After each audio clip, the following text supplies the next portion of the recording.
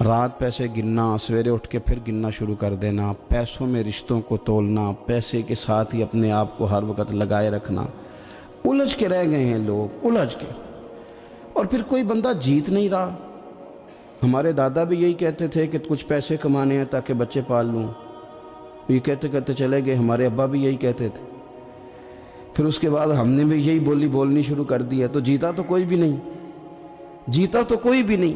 مال کو ضرور حاصل کریں۔ حضرت بہاءالحق نقشبند بخاری رحمۃ اللہ علیہ فرماتے ہیں، میں نے مینا کے میدان میں ایک نوجوان دیکھا جو لاکھوں کا کاروبار کر رہا تھا، لاکھوں کا، دیناروں کا کاروبار کرتا تھا، سونے چاندی ہیرے جواہرات کا کام کرتا تھا، لیکن فرماتے میں نے اس کے دل پہ نظر ڈالی، لاکھوں کا کام کرتا تھا پر اس کا دل ایک منٹ کے لیے بھی اپنے رب کی یاد سے غافل نہیں تھا، ہر وقت اس کا دل اپنے مالک کی یاد میں مصروف تھا، ہر وقت۔ ارشاد فرماتے ہیں کہ میرا شروع میں اس کے بارے میں گمان یہ تھا کہ دیکھو یہ شخص کیا کر رہا ہے، پیسہ کما رہا ہے، دولت کے چکر میں پڑا ہوا ہے۔ فرماتے ہیں کہ پھر میں نے ایک اور منظر دیکھا، ایک اور رنگ میں نے دیکھا کہ وہ کما رہا تھا، اور پھر اختتام حج پہ میں نے دیکھا کہ جو کمایا تھا سارا اللہ کے بندوں پہ خرچ کر رہا تھا۔ آپ اور میں، ہم نے دیکھنا صرف یہ ہے کہ کہیں ایسا تو نہیں ہے کہ دولت میں الجھ گئے۔ بہت سارے لوگوں نے یہ کہا تھا، ہم سنتے تھے جب کوئی آدمی جانے لگتا تھا نا پردیس پیسہ کمانے کے لیے، تو وہ کہا کرتا تھا کہ میں ملک سے باہر جا رہا ہوں، 2 4 5 سال لگا کے آؤں گا، واپس آ کے پھر یہاں میں نے کوئی کام کرنا ہے، تھوڑے سے پیسے کماؤں تاکہ یہاں نہ پھر میرا سلسلہ کوئی بن جائے۔ وہ 3 سال لگانے گئے تھے پر 30 گزر گئے ہیں، لوٹ کے واپس کوئی نہیں آئے۔ وہ 4 سال کا کہہ کے گئے تھے پر سال 40 ہو گئے، لوٹے نہیں۔ کیوں نہیں لوٹے؟ اس لیے کہ پہلے مفاد چھوٹا تھا، خیال یہ تھا کہ تھوڑے سے پیسے آ جائیں گے، بچوں کا خرچہ چلنے لگ جائے، فیسیں پوری ہونے لگ جائیں، اور مجھے کسی سے مانگنا نہ پڑے، تو بس پھر میں کامیاب ہوں۔ یہ طے کیا تھا۔ اس کے فوراً بعد پھر جب باہر گئے تو خیال آیا کہ نہیں، صرف پنکھے کا نہیں، اے سی کا بل بھی دینا پڑے گا۔ پھر تھوڑا اور آگے بڑھے تو خیال آیا کہ چھوٹی گاڑی پہ گزارا نہیں ہوتا، بڑی گاڑی نہ لے لیں۔ پھر خیال آیا کہ بڑی گاڑی لی ہے تو یہ تو اندر کھڑی نہیں ہوتی، سامنے والا پلاٹ مل جائے تو ذرا گراج اچھا بن جائے گا۔ پھر الجھتے الجھتے الجھ گئے دوستو۔ پھر نہ مالک حقیقی کی جانب وہ نظر جو ہماری ہونی چاہیے تھی نہ رہی۔ ذوق سے نماز پڑھتے تھے، پھر ہماری نمازیں مختصر ہو گئیں۔ ہم سویرے اٹھ کے ذوق سے قرآن پاک پڑھتے تھے، پھر وہ وقت بھی ہمارا دفتر کی تیاری میں لگ گیا۔ رات درود شریف پڑھتے تھے، لیکن وہ بھی سارا ہمارا حساب کتاب میں وقت گزر گیا۔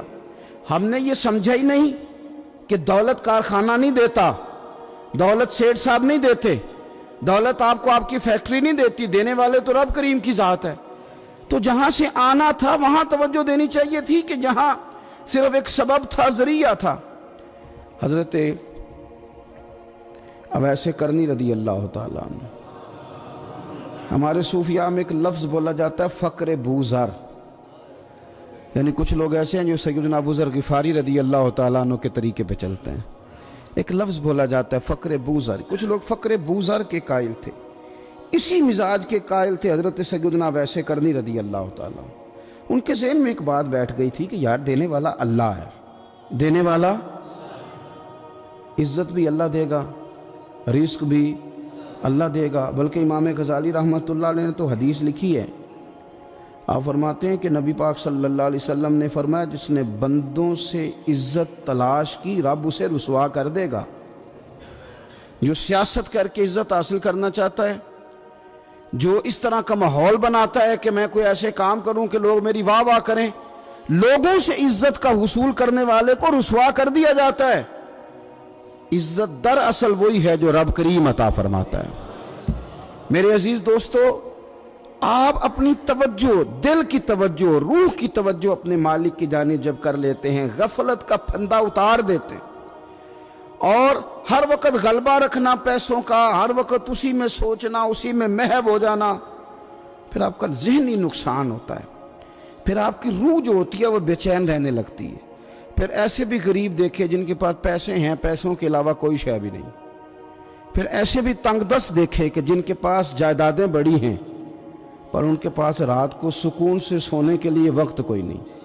عزیز بھائی، حضرت ویسے کرنی رضی اللہ تعالیٰ عنہ کی ملاقات ہو گئی حضرت حرم بن حیان کے ساتھ، یہ بھی تابعی ہیں۔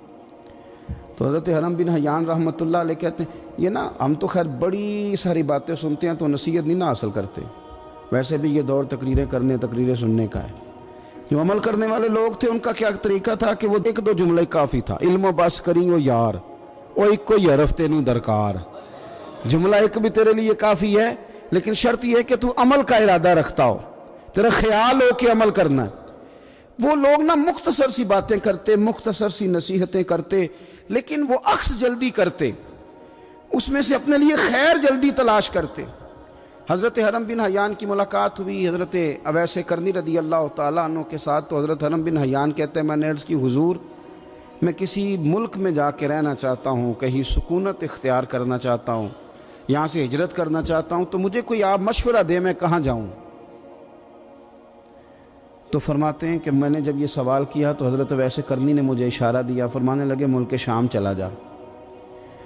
کہتے میں نے اگلا سوال کیا حضور وہاں جا کے کاروبار کیا کروں گا، رہوں گا کیسے، کھاؤں گا کہاں سے؟ تو فرماتے ہیں حضرت ویسے کرنی نے رومال اٹھایا، کندھے پہ رکھا اور چلنے لگے۔ میں نے کہا حضور آپ نے سوال کا جواب ہی نہیں دیا۔ تو فرمانے لگے جس دل کو ابھی تک یہی یقین نہیں آیا کہ روزی کون دیتا ہے اسے میں نصیحت کیا کروں؟ میں تجھے نصیحت کروں جسے آج تک یہی نہیں پتا کہ روزی کون دیتا ہے؟ تو ابھی تک اپنے دل کو پکا ہی نہیں کر پایا کہ روزی رب دیتا ہے؟ او خدا کے بندے کیا نصیحت کروں تجھے؟ تو ابھی تک یہاں اڑا ہوا ہے۔ تیرا جو توکل ہے وہ مضبوط ہونا چاہیے، تیرا بھروسہ اپنے رب کی ذات۔ تو غافل ہو گیا اللہ سے، تو نے اسباب پر بھروسہ سارا کرنا شروع کر دیا۔ اسباب اختیار کیے جاتے ہیں، بھروسہ رب کریم پہ کیا جاتا ہے۔ ہماری جو غفلت ہے نا وہ بھلا کیوں ہوئی ہے؟ وہ اس لیے ہوئی ہے کہ پیسے کسی کو بھی برے نہیں لگتے، پتہ نہیں ان میں کیا کشش ہے۔ یہ نہ آپ کسی جگہ بھی ان کا نام لے لیتے ہیں یا کسی جگہ بھی آ جاتے ہیں تو یہ برے لگتے ہی نہیں۔ یہ جناب بڑی بڑی فقیری کا دعویٰ کرنے والے اور لوگوں کو طریقت اور تصوف کا درس دینے والے ان کو بھی اچھے لگتے ہیں۔ یہ تو جناب جو لوگوں کو کہہ رہے ہیں فقیر ہو جاؤ فقیر ہو جاؤ، وہ خود امیر ہوتے جا رہے ہیں۔ یہ پتہ نہیں ان میں کیا ایسا خاص۔ ہمارے ایک استاد تھے تو مزاج میں بڑی ظرافت تھی، حالانکہ بڑے اللہ والے بندے تھے، تو بات بڑی وہ دل لگی کی کیا کرتے تھے۔ تو ایک دن ہم نے پوچھا استاد جی خوشبو کون سی اچھی لگتی ہے؟ کہنے لگے بیٹا جو پیسوں میں سے آتی ہے وہ مجھے بڑی اچھی لگتی ہے، اس لیے کہ ملتے کم ہیں۔ ہمارا نا جب اس طرح کا ذوق بن جاتا ہے نا، آپ مزاج بنا لیتے ہیں پیسوں کا۔ لوگ سمجھتے ہیں کہ غریبی کا ڈر شاید زیادہ ڈر ہے، لیکن کبھی آپ دروازہ رسول پہ جائیں نا تو حضور نے تو کوئی اور ڈر بیان کیا ہے۔ حضرت ابو عبیدہ بن جراح رضی اللہ تعالیٰ عنہ بحرین سے نا مال لے کے آئے بہت سارا، حضور نے بھیجا، جزیہ لینے گئے یا مال غنیمت کا کچھ مال تھا، آپ لے کے مسجد میں آئے تو لوگوں کو پتہ چل گیا کہ آج مال آیا ہے۔ اب سب کو حصہ ملتا تھا، اس میں سے بدریوں کو زیادہ ملتا تھا، باقی لوگوں کو بھی ملتا تھا۔ تو فجر کی نماز کے بعد لوگ گھروں کو جایا کرتے تھے، لیکن آج پتہ چلا نا مال آیا ہے، تو یہ سیاستہ میں حدیث موجود ہے، سب لوگ مسجد میں بیٹھے رہے۔ حضور علیہ السلام نے فرمایا تمہیں پتہ چل گیا مال آیا ہے؟ عرض کی حضور ہاں۔ فرمایا تمہیں بانٹنے لگے ہیں، دینے لگے ہیں۔ ہم نا غریبی سے ڈرتے ہیں، ہم اپنے بچوں کے لیے دعا کرتے ہیں ان پہ غربت نہ آئے، ہم اپنے بہن بھائیوں کے لیے دعا کرتے ہیں ان پہ غربت نہ آئے، کرنی چاہیے۔ لیکن ذرا اس حدیث کے مفہوم کو بھی دیکھیے گا۔ نبی پاک صلی اللہ تعالیٰ علیہ وآلہ وسلم نے فرمایا تمہیں دینے لگے ہیں، مال آ گیا ہے، لیکن میرے قریب نے اپنی امت کے لیے جس چیز کا ڈر محسوس کیا وہ کیا ہے، حضور کے دل میں کس چیز کا خدشہ تھا وہ کیا ہے، بیان کیا۔ حضور فرمانے لگے لوگو مجھے تم پر غربت کا ڈر نہیں، یہ ڈر نہیں کہ تم غریب ہو جاؤ گے، بلکہ مجھے تو ڈر ہے کہ تم پر دولت پھیلا دی جائے گی، تم زیادہ مالدار ہو جاؤ گے۔ خوف غریبی کا نہیں، خوف تمہارے مال کا ہے۔ اور حضور فرماتے ہیں کہ پھر تم انہی باتوں میں مبتلا ہو جاؤ گے جن میں پرانی امتیں مبتلا ہوئی تھیں، اور جب وہ اللہ کی نافرمانی میں مبتلا ہوئی تھی تو پھر وہ ہلاک کر دی گئی تھی۔ مجھے ڈر ہے، مجھے ڈر ہے۔